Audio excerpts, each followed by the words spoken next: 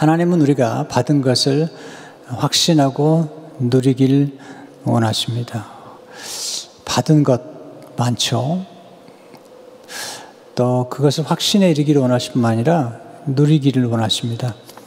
로마서 8장은 특별히 구원의 확신뿐만 아니라 성령의 내주의 확신, 그리고 다음 주일 보겠습니다마는 자녀됨의 확신과 또 상속자됨의 확신, 또 하나님의 섭리의 확신, 그리고 하나님의 승리의 확신과 사랑의 확신 등 확신으로 가득 차 있는 그런 서신이 로마서 8장입니다. 생각보다 많은 분들이 받은 것을 잘 인식하지 못하는 것을 보게 되고, 또 받은 것을 잘 누리지 못하는 것들을 많이 보게 됩니다.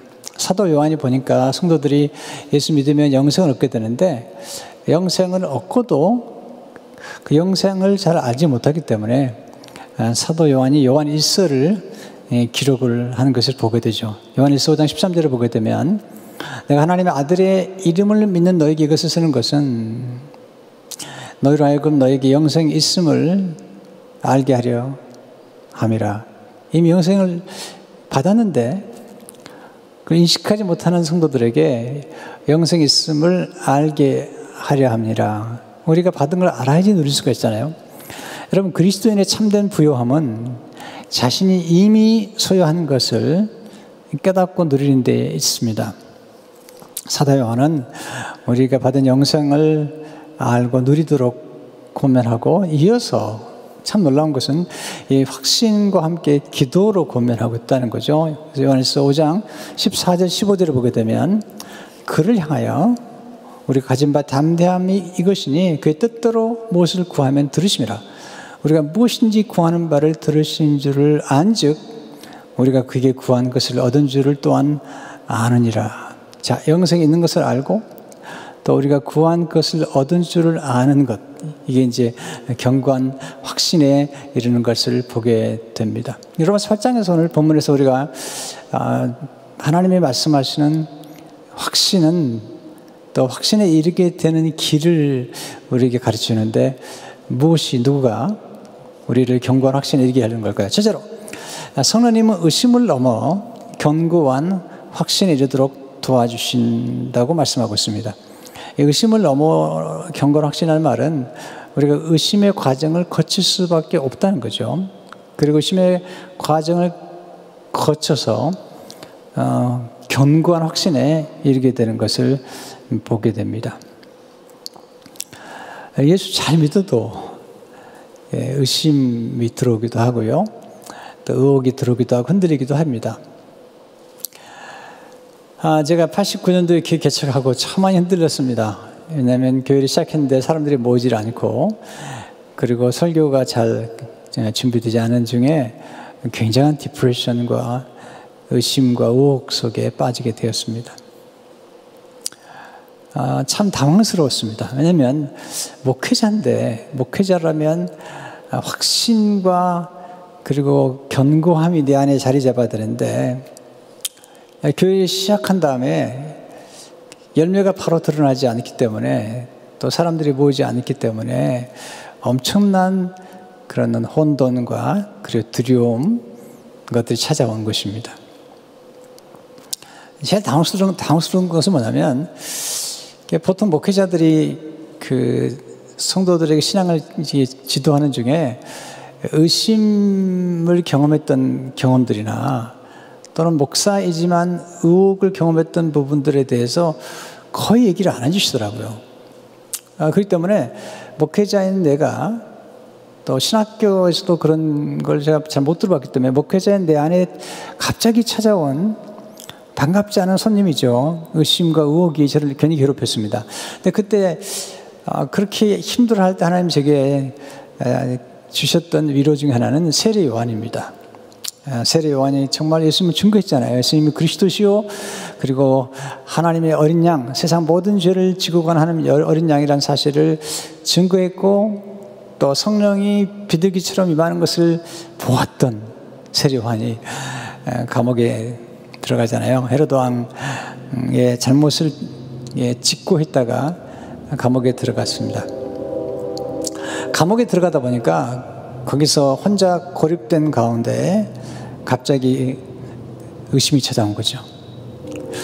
그래서 세례 요한이 제자들을 예수님께 보내가지고 예수님 정말 당신이 메시아입니까? 정말 그리스도냐고 이렇게 물어보는 거죠. 이거 대단히 저희한테는 위로가 됐어요. 왜냐하면 세례 요한은 예수님 직접 보았지 않습니까? 직접 증거했지 않습니까?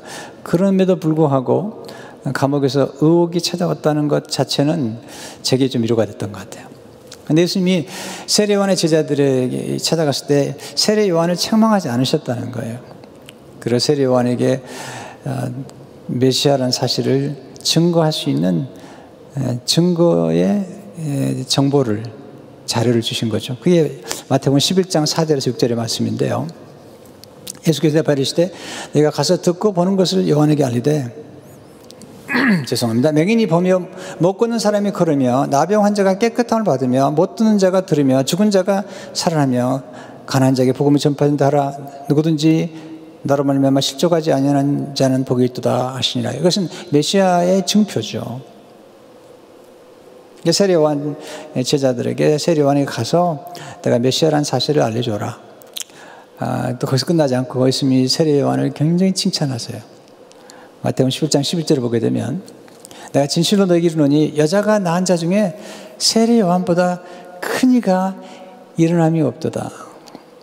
왜 의심 안 하고 책망하는 게 아니고 세례 요한에게 필요한 정보를 주시고 그리고 세례 요한을 칭찬하시고 위로하시는 주님 참 너무 좋으신 분이시잖아요. 또 예수님의 제자 가운데 도마가 예수님 부활의 사건 후에 예수님이 제자들 가운데 찾아왔을 때 없었어요. 제자들이 예수님이 부활하셨고 만났다고 그랬더니 도마가 그런 얘기를 하잖아요.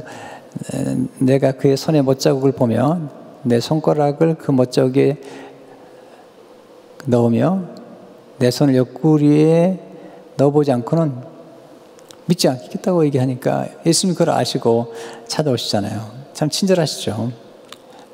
요한복음 20장 27절을 보게 되면 도마에게 이르시되 내 손가락을 이리 내밀어 내 손을 보고 내 손을 내밀어 내 옆구리에 넣어보라. 그리하여 믿음 없는 자가 되지 말고 믿는 자가 되라. 주님 말씀을 영어에 보면 stop doubting and believe. 의심을 멈추고 믿는 자가 되라. 그렇게 말씀하시는 거죠. 중요한 건 예수님께서 의심하는 도마를 책망하지 않으셨다는 거죠.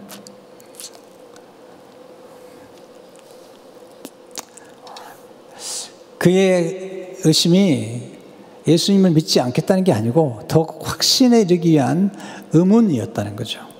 질문이었다는 거죠. 어떻게 보면요. 예수님을 만난 도마가 이제 견고한 확신을 가지고 고백하죠. 요한복음 20장 28절을 보게 되면 도마가 대답하되 나의 주님이시요 나의 하나님이시니이다. 의심에서 견고한 확신으로 이르게 되는 것을 보게 됩니다. 제가 이제 의심이라는 그 늪에서 헤매고 있을 때 제게 정말 위로를 주셨던 또 하나의 말씀이 유다서 1장 22절의 말씀이에요. 어떤 의심하는 자들을 긍휼히 이렇게 말씀하지 않았어요. 어떤 의심하는 자들을 정죄하라. 어떤 의심하는 자들을 책망하라. 그렇게 말씀하신 것이 아니라 어떤 의심하는 자들을 긍휼히 여기라는 거죠. 여러분 사람의 기질에 따라 또는 성품에 따라서 얼마든지 이렇게 의심이 들어올 수 있거든요. 로마서 8장을 쓰고 있는 사도 바울의 이유는 뭐냐면 성도들로 하여금 의심을 넘어서 견고한 확신에 이르도록 하기 위해서 쓰면서 우리로 하여금 견고한 확신에 이르도록 도와주는 분이 계신데 그분이 성령님이시라는 거죠. 사도 바울이 대사로니가 전서 1장 5절을 보게 되면 이는 우리 복음이 너에게 말로만 이룬 것이 아니라 또한 능력과 성령과 큰 확신으로 된 것이라. 여기서 능력과 성령과 큰 확신이라고 하는 이 말씀의 그 중간에 성령이 계시잖아요. 성령과 큰 확신. 영어에 보니까 deep conviction이라고 썼어요. deep conviction. 이게 뭐냐면 깊은 확신에 이르게 되는 것이죠. 복음을 통해서. 사도 바울은 지금 성령님께서 어떻게 우리를 의심해서 견고한 확신으로 작은 믿음에서 큰 믿음으로 우리를 키워주신지에 대해서 말씀하고 있는 것을 보게 됩니다. 사실 로마서 7장과 8장은 아주 대조적이잖아요. 7장은 사도 바울이 진짜 영적인 거인인데 그럼에도 불구하고 때때로 그가 회의 속에 자기의 절망 속에 빠질 수 있다는 사실을 기록하고 있는 거죠. 참 저는 바울이 고맙다고 생각이 돼요. 왜냐하면 로마서를 기록할 정도만 해도 사도 바울이 굉장한 경지에 이르렀을 것인데 그렇게 얘기하지 않고 난 지금도 때때로 스트럭을 하고 있다.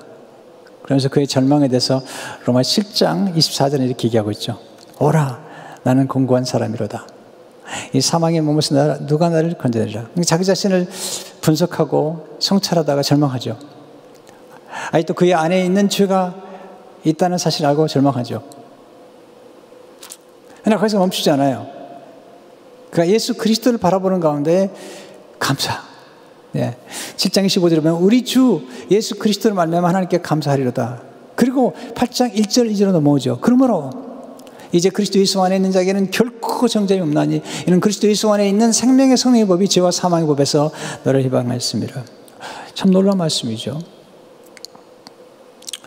라일이라는 목회자는 청교도 목회자 중에 하나로 참 경건한 분이고 좋은 책을 많이 쓰신 분인데요. 그분이 구원의 확신이라는 책을 썼어요. 거기서 사도 바울이 어떻게 이제 의혹에서 확신으로 이렇게 되는가 그 비밀을 이렇게 기록하고 있습니다. 오라 나는 공고한 사람이로다 라며 탄식했던 그는 자기 마음속에 자리 잡은 죄악의 셈을 분명히 직시했다. 하지만 그때도 모든 죄와 더러움을 제거할 수 있는 다른 셈을 더 분명히 바라보았다. 예수님이 보혈의 셈이죠. 생수의 셈이죠. 그러니까 사도 바울은 자기 내면 안에 있는 이 죄악의 셈을 보았지만 거기에 머물지 않고 자기 안에 있는 죄악의 셈을 얼마든지 정결케 할 수 있는 또 다른 셈, 예수님의 보혈의 셈을 그는 보았던 것이죠. 거기서 그는 의심을 넘어서 확신에 이르게 된 것입니다. 라일 목사님의 그 글을 조금 읽어드릴까요? 바울은 자신이 폭풍우가 몰아치는 바다 위에 떠 있는 가련하고 연약한 뱀을 잘 알고 있었다. 자신을 둘러싸고 포효하는 폭풍우와 거세게 일렉이는 파도를 보았다. 하지만 이게 중요한 거죠. 하지만 바로 그때 예수께로 눈을 돌이켜 두려움을 떨쳐버렸다. 확실하고 든든한 탓을 기억했다. 그를 사랑하여 그를 위해 자기 자신을 내어주신 주님의 말씀과 사역과 중재를 기억했다. 자, 바울이 두려움을 떨치시던 것은 그의 시선을 예수님께로, 예수님의 약속의 말씀으로, 예수님의 사역과 예수님의 중보기도에 초점을 맞추는 순간 그는 의혹을 넘어서 확신에 이르게 됐다는 사실을 강조하고 있죠. 이렇게 돕는 분이 누구냐는 거죠. 이렇게 돕는 분은 그리스도의 영, 하나님의 영, 성령이시라는 사실을 지금 강조하고 있습니다. 예수 믿는 순간에 성령이 들어오시죠. 예수 영접하는 순간 성령이 들어오시는데 성령님을 하나님의 영, 왜냐하면 하나님의 아버지가 보내셨기 때문에, 또는 그리스도 영이라는 표현을 쓰죠. 왜냐하면 그리스도가 하나님 아버지께로 받아서 우리에게 보내졌기 때문에 그리스도 영이라는 말을 쓰기도 하죠. 그래서 로마서 8장 9절의 말씀은 아주 중요한 말씀인데요. 만일 너희 속에 하나님 영이 거하시면 너희가 육신이 있지 아니하고 영이 있나니 누구든지 그리스도 영이 없으면 그리스도의 사람이 아니라. 자, 여기서 바울이 강조하고 싶은 것은 그리스도 영이 없으면 그리스도의 사람이 아니라는 것을 강조하려고 하는 게 아니고, 예수 믿는 성도들에게 여러분 안에는 하나님의 영이 거하시고 계십니다.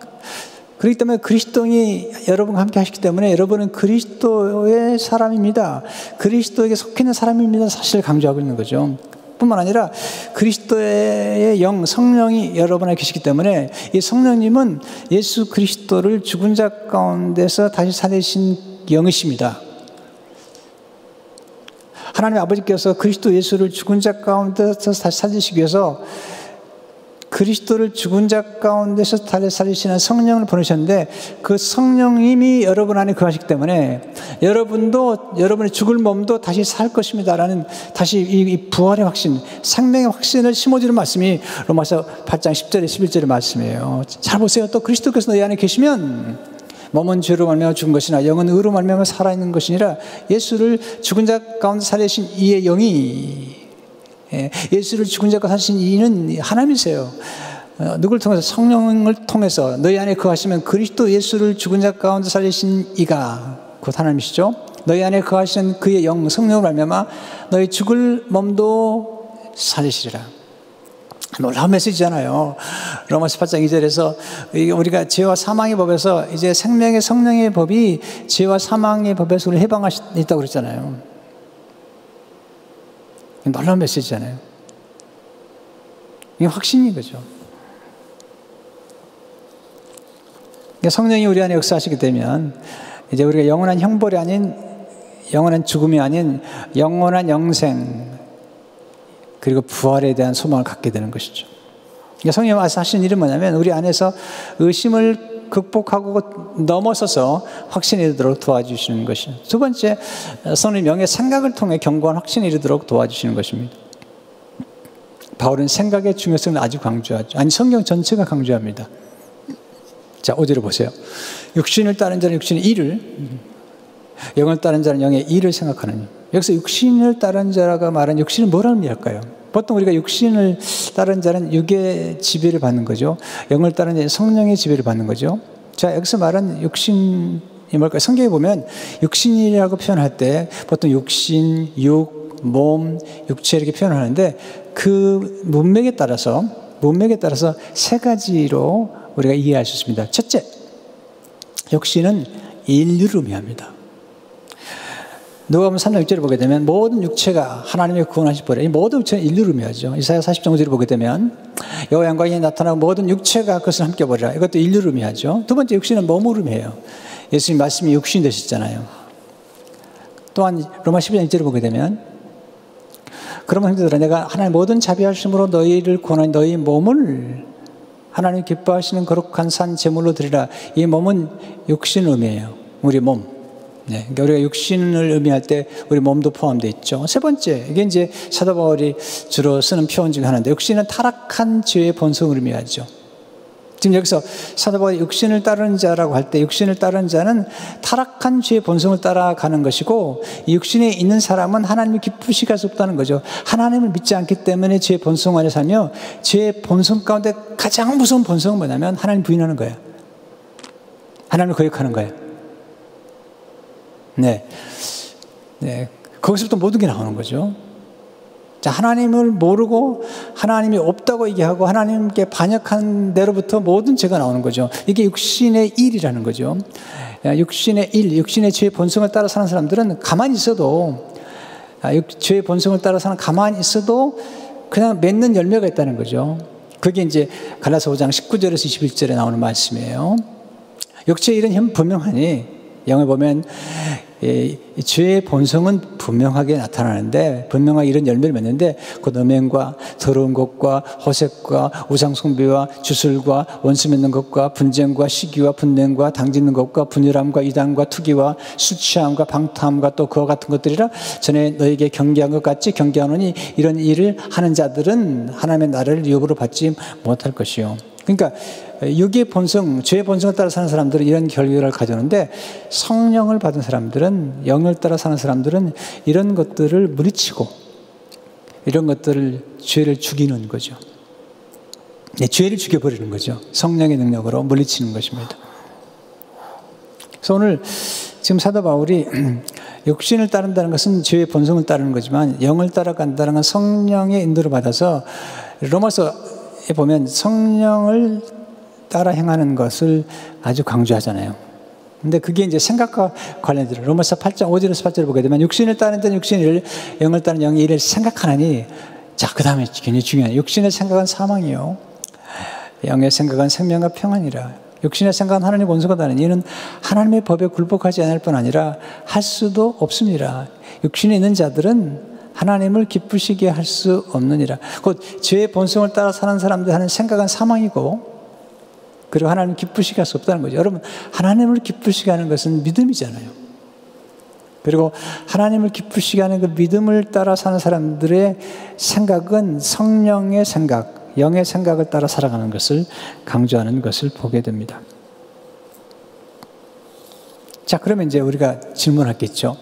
성령님은 어떻게 우리의 생각을, 영의 생각을 하도록 만드실까? 어떻게 우리의 생각을 변화시켜 주시는 걸까? 여러분, 행동을 잠깐 바꾸는 것과는 다르게 정말 하나님이 기뻐하시는 것은 우리의 마음의 생각이 변화되는 거죠. 쉽게 마인드셋, 우리가 어떤 생각을 하는 어떤 그런 시스템이 바뀌기 원하는 거죠. 어떻게 영의 생각하도록 도와주실까요? 네, 정말 이 짧은 성경이지만 굉장한 진리에 담겼는데 다 말씀드릴 수는 없고요. 두 가지만 말씀드리면, 첫째로 성령 예수님을 생각나게 하심으로 경건 확신에 이르게 되죠. 우리 생각에 무엇이 우리 지배하는가? 이 생각이 참 무서운 겁니다. 참 어떤 걸 생각한다는 것은 그것을 애착을 가진다는 거예요. 그러니까 죄를 진 사람 보면요, 그 죄에 대한 애착을 가져요. 그래서 그걸 계속 따라가는 거예요. 그리고 점점 더 악해지고, 점점 거칠어지고, 점점 더 횟수가 더 빈번해지는 거예요. 이게 이제 생각이 주는 거예요. 육신의 생각을 따라 살게 되면 그렇게 무서운 생각들로 말미암아서 점점 더 무서운 속으로 빠져 들어가는 거죠. 이런 생각을 집어넣는 게 뭐냐? 마귀잖아요. 그런데 성령의 생각을 하게 되면 하나님의 거룩한 것, 하나님의 뜻을 쫓아가는 생각을 하다 보니까 점점 생각이 거룩해지고 아름다워지고, 그런 성경적인 생각을 하게 되는 거죠. 그런데 그렇게 생각하려고 할 때 제일 먼저 성령께서 하시는 일은 뭐냐면 예수님을 생각나게 하시는 거죠. 성령이 하시는 일은 뭐냐면 예수님을 증언하고 예수님을 생각나게 하는 거예요. 요한복음 15장 16절을 보게 되면 내가 아버지께로부터 너에게 보낸 보혜사, 곧 아버지께로부터 나오신 진리의 성령이 오실 때 그가 나를 증언하신다. 증언, 예수님을 증거, 우리의 초점을, 생각의 초점과 삶의 초점을 예수님께 맞추도록 하는 거죠. 시선이 중요한 거잖아요. 자, 우리 자신을 바라보면 자기 성찰하게 되지만 자기 자신만을 바라본다고 해결되는 건 아니에요. 또 지나친 자기 성찰과 자기 분석은 우리를 절망하게 만들어죠. 바울이 그렇잖아요. 바울이 자기 자신을 뚫어지게 분석하다가 마지막 결론은 뭐죠?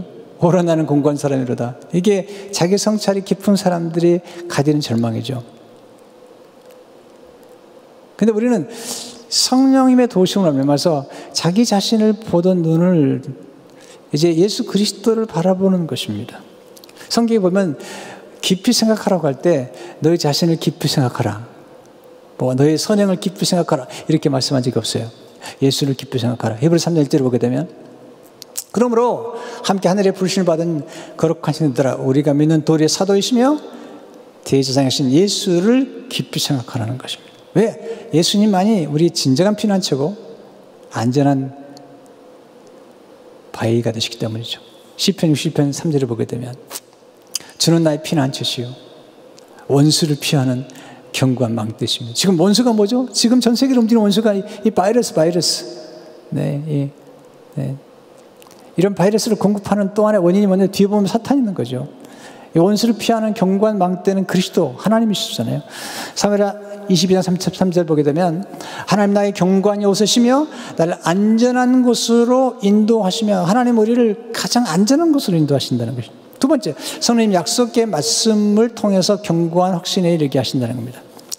마귀는 하나님의 약속의 말씀을 우리가 품지 못하게 하세요. 성경 암송하는 걸 제일 싫어해요.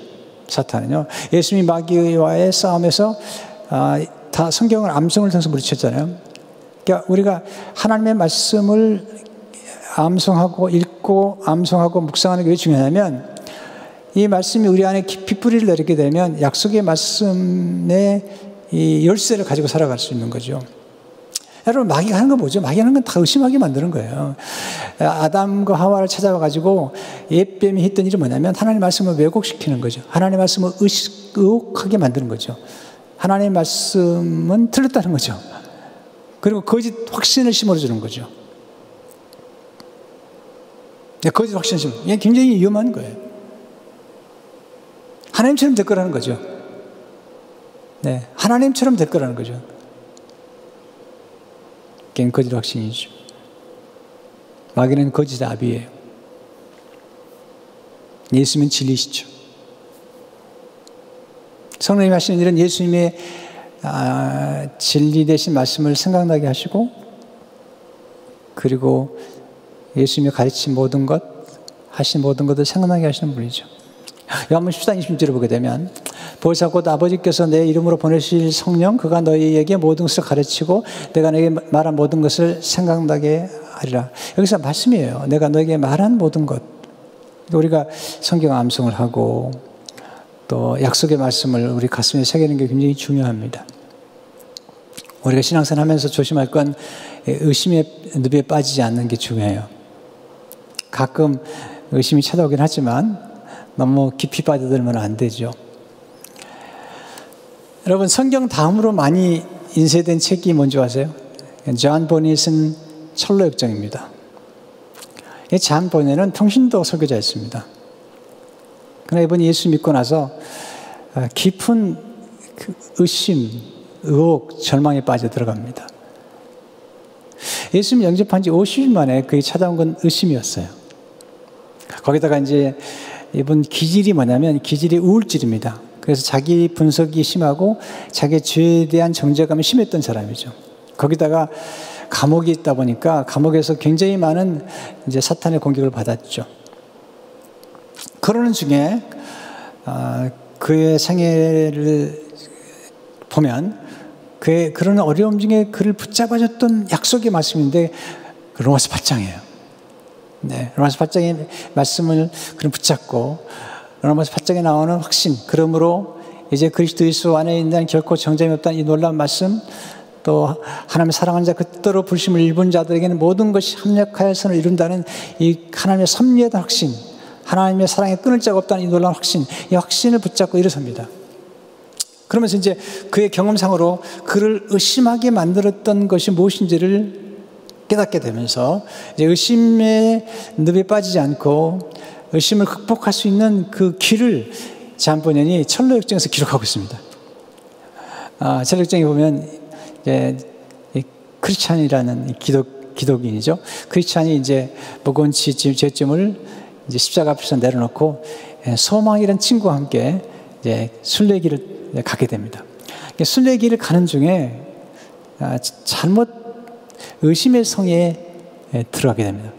그 성에 들어가면 안 되는데 의심의 성에 딱 들어갔는데 의심의 성에 들어가 보니까 그 의심의 성의 성주, 의심의 성을 다스리는 주인이 누구냐면 그 이름이 절망이에요. 절망. 자, 의심에 들어가면 절망에 빠지게 되는데 그 참 보니 재밌어요. 의심의 성에 들어가는 그 성주의 이름이 절망인데 그 아내의 이름이 재밌어요. 이 아내 이름이 내숭이에요. 내숭. 네. 여러분 내숭 뜬다는 거 아세요? 내숭이 이 절망의 아내예요. 근데 이 절망이라는 거인이 굉장한 거인인데 이 크리스찬과 소망을 붙잡아가지고 지하 감옥에 놓고 막 때리는 겁니다. 엄청 두드리는 겁니다. 그리고 죽으라고.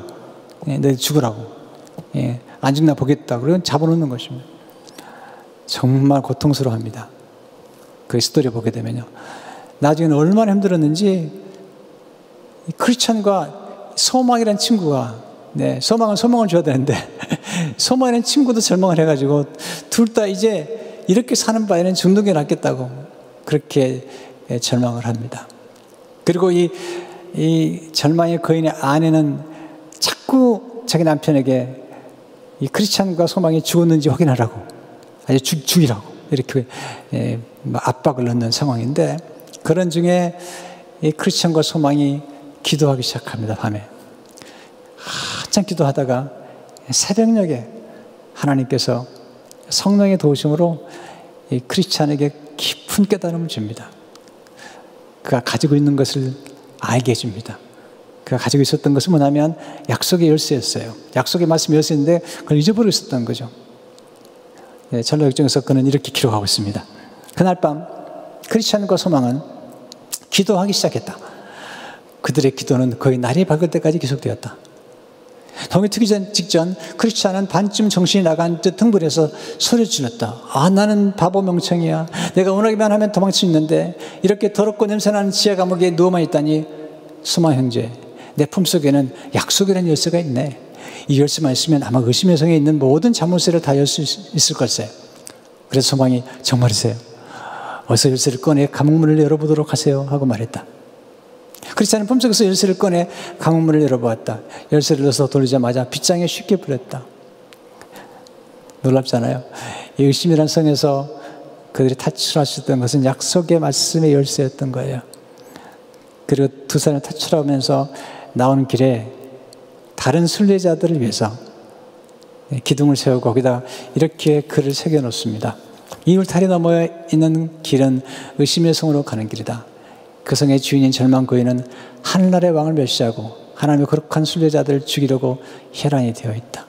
의심의 상에서 빠져나와서 그는 믿음의 길을 걸어가고 그리고 순례의 길을 걸어가게 됩니다. 성도들은 가끔 우리가 예수 잘 믿은 것 같아도 의심의 성에 빠져 들어가죠.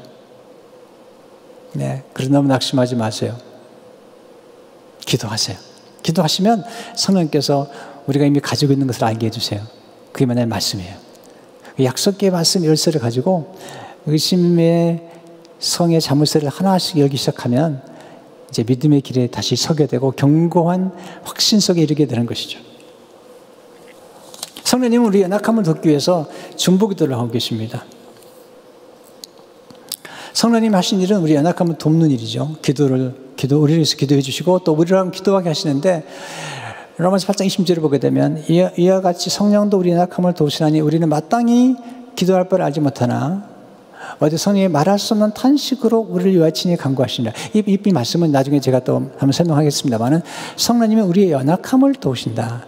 자, 우리의 연약함 중에 하나가 뭐죠? 의심하는 거잖아요. 근데 가끔 의혹하는 거잖아요. 특별히 고난이 오고 고통이 오고 갑자기 실직이 되고 참 실직이 되고 지금 미래가 불확실한 상황이잖아요. 지금 같은 상황은 참 너무 어려운 것 같아요. 네. 또 이 코로나 바이러스가 지금 엄청나게 지금 확산되고 있잖아요.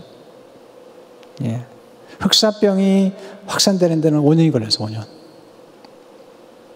근데 이 코로나 바이러스가 확산되는 데는 지금 3개월밖에 안 됐는데 전 세계를 지금 다 퍼져나간 거죠.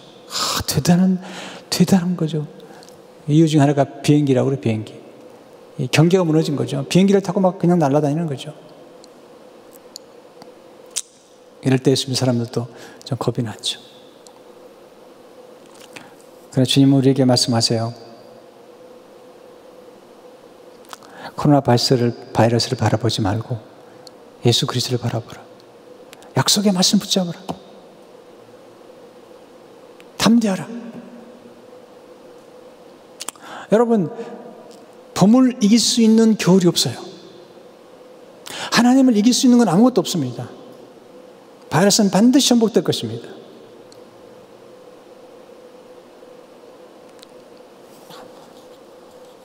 하나님은 우리가 연약할 때 우리를 도와주실 뿐만 아니라 성령이 성에 보면 간구의 영을 부어주세요. 성령께서 우리를 기도하게 만드시죠.